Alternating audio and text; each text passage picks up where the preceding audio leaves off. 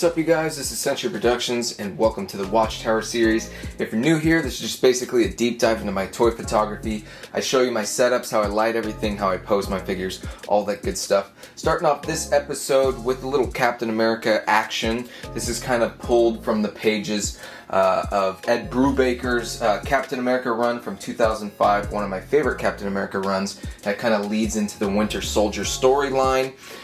This was pulled from, I can't remember which issue, it was like one of the first 10 issues, I believe, where basically they've kind of gotten an idea that Bucky is out there and that Bucky's been going around as the Winter Soldier, and we kind of just got Steve in New York just running around on rooftops. I think the cool thing about this panel in particular that kind of stood out to me was that Steve's running and doing something while he's thinking about where Bucky is. Like, he can't just stand still, and I think even in these panels he kind of comes across some dude mugging some lady, and he jumps down and throws a shield at him and helps the lady get her purse back and all that stuff. So that was kind of the vibe I was going for right here. I wanted to kind of get that kind of sense of action, Steve running across rooftops, and it's something that I don't really think we see too often in the comics with Captain America in particular, of him actually like crime fighting, you know, stopping muggings or saving people in distress, kind of like Batman would, you know, running around Gotham.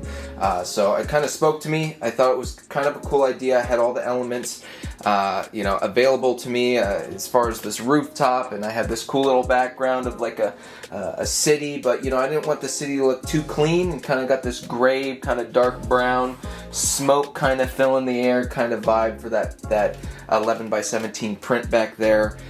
Went for a nighttime shot.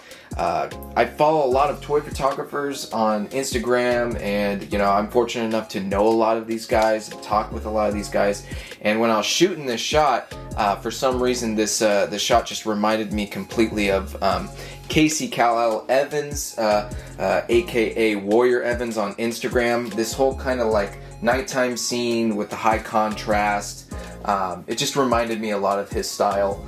So I kind of like reached out to him and I was like, oh man, dude, I was shooting this and it just reminded me of you. Yeah, you know, sometimes that happens with where you just kind of pick and pull things from people's styles, and probably like subconsciously you just kind of emulate them, and I think that's kind of what happened here. Casey takes a lot of X-Men shots, not so much Captain America. I mean, he does take shots of pretty much everything, a lot of turtle stuff. But it was kind of cool that I kind of emulated his style on one of my favorite heroes, Captain America here. Alright, for some of the lights, got the garage kit right here. It's doing most of the work, covering a pretty big area right here. You know, most of the rooftop. I've got one of my panel minis right here, and that's just to shine on the side of his face and his arm, give him a little bit more light. Got this other light right here, that's another panel mini that's kind of shining on this little star on the Captain America figure right there, to give it a little bit light. It was kind of showing up a little bit darker, so I didn't really like that. If you watch or if you look a lot of my shots, you'll see like there's usually a glow on the back of the figure or the side of the figure, depending on what angle I'm shooting from. So we have this Ulanzi color LED light right here with a little white function on it, just giving a little bit of glow, maybe like from one of these rooftops. I just always think it looks good. It's part of my style. It's something I always gravitate to, especially when I'm doing nighttime shots. Just gives this nice little side lighting right here. I already explained that one. And then I have another Ulanzi light right here. You know, this part, a good portion of this is in my frame, and if I don't have a light on it, it's very dark. So I have another little color LED right here. It's not giving off too much light, but just enough so the framing, it shows that that's being lit up a little bit, trying to kind of give that feel that he's on top of a roof. And you know, I was kind of working with limited space right here because this 11 by 17 print is actually kind of covered a little bit at the bottom, so it's more like, I don't know, maybe 10 inches. So just to give myself a little bit more room, I put this little palette right there up top, just so I could show a little bit more of the top of that print. And I think this shot really came together. If you guys are wondering why I have this giant space like foldable poster board right here, it's just so I can tack things onto it and not damage my wall any further than I already have. But yeah, this was a really cool little shot. I love this run on Captain America. I think it's one of the best runs, if not the best run. And I wanted to show this figure some love, and inspiration hit, so I just kind of ran with it, and I got to use this cool dial, and it kind of just worked out. So let's check out this shot.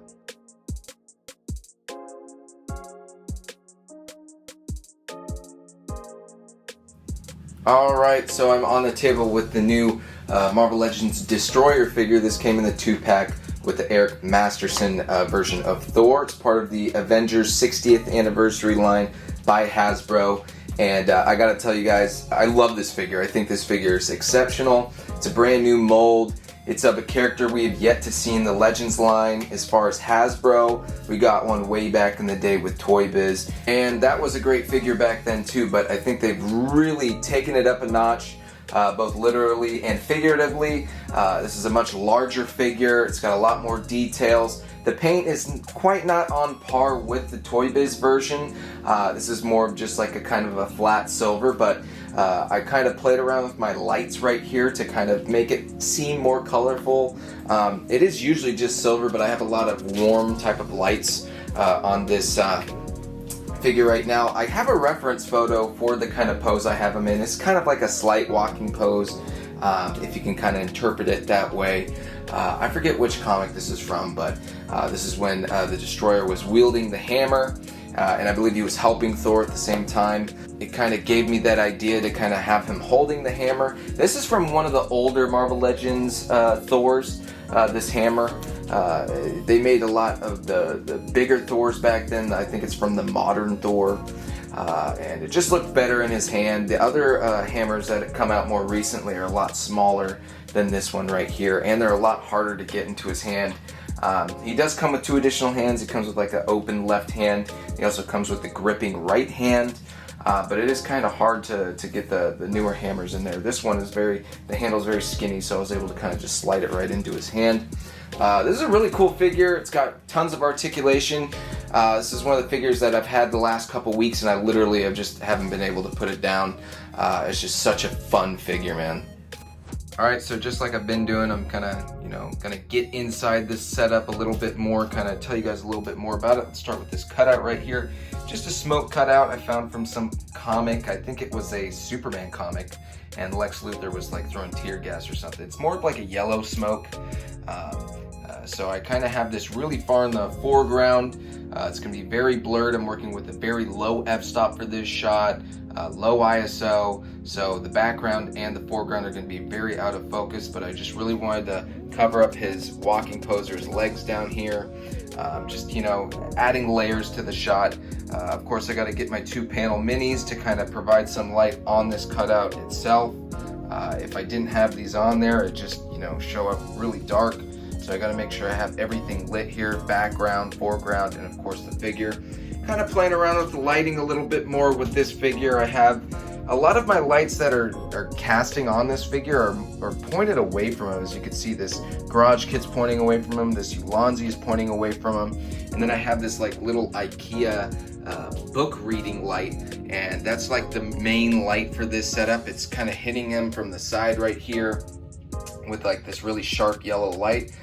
Just playing around with the lights. When I work with the really low f-stop, I like to maneuver my lights in a way that kind of give it a little bit more dynamic lighting. As you can see, I have an orange light back here that's giving him some backlight, and then of course we have our background back here.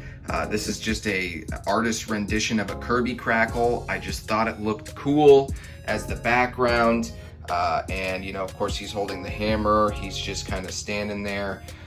We've got the dynamic lighting all together. I think it's just kind of a fun little shot. Cool background, cool figure, cool lighting, just kind of playing around with everything. In essence, when you look at this shot, it doesn't look like much, but there's a lot that goes into it. As you can see, we got the cutouts right there. We got all the lighting and everything right there. So a fun little shot though. I really do like this figure, and I think I'm going to keep shooting this figure. I think I have another idea that I want to use Loki for with the Destroyer armor, because I kind of researched the characters a little bit, especially if I don't know too much about them, like the Destroyer here. I've researched a little bit about him. It's kind of confusing because certain sources will say one thing and then like Wikipedia will say something completely different. I guess like he's Odin's enchanted armor, but other people can take control of the armor and their like personality can come through the armor. If that makes sense, I guess. Let me know below if I'm totally butchering that. Like, this guy doesn't know shit about the Destroyer, idiot. Anyways, let me know. But yeah, fun figure, fun little shot. I'm glad to be on the table with this guy.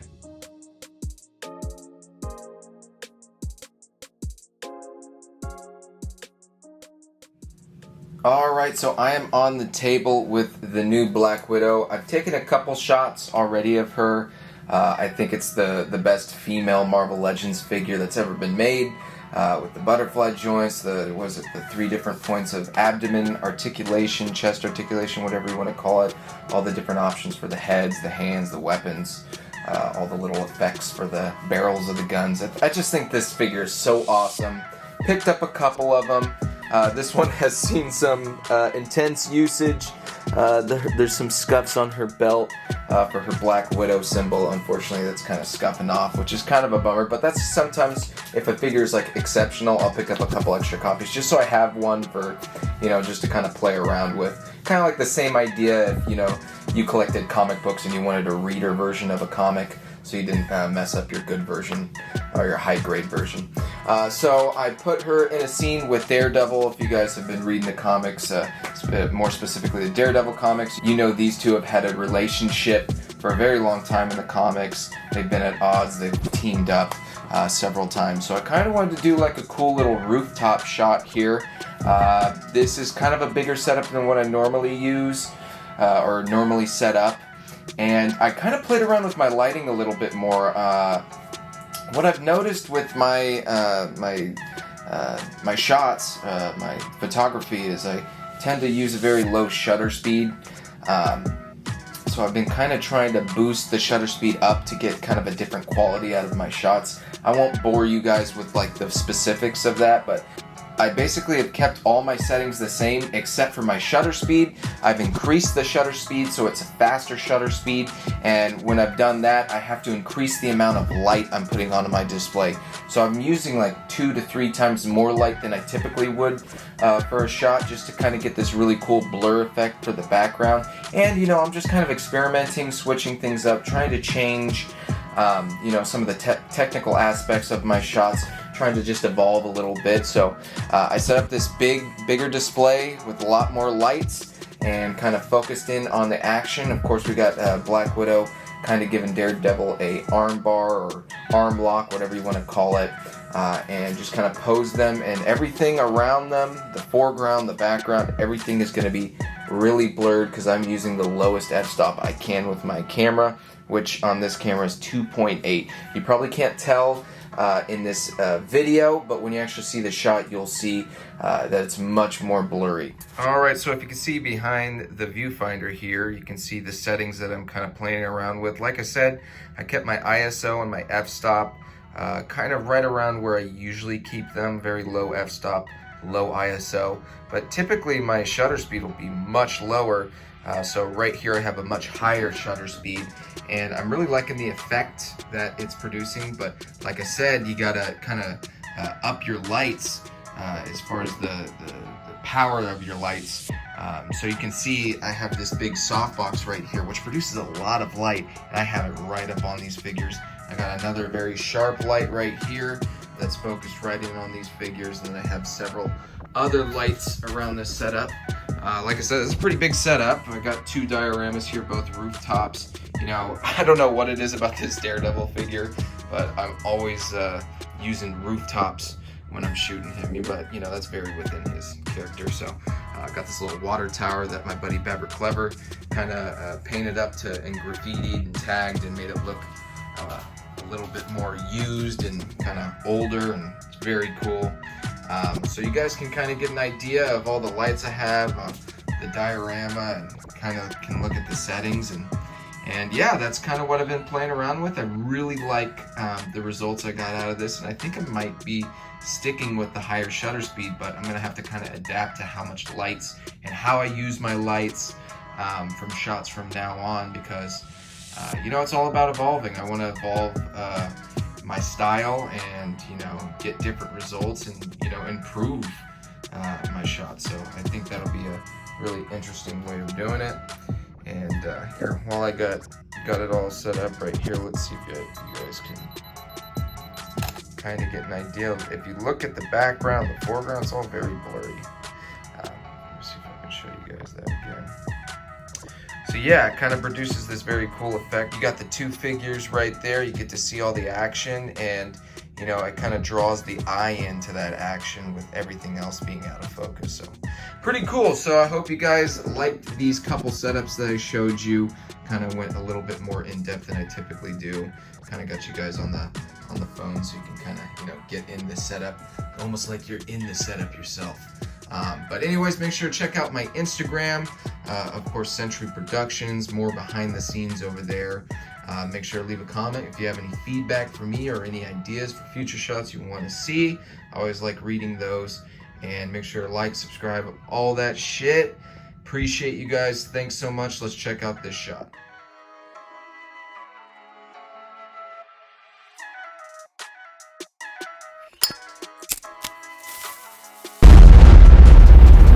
That's crispy.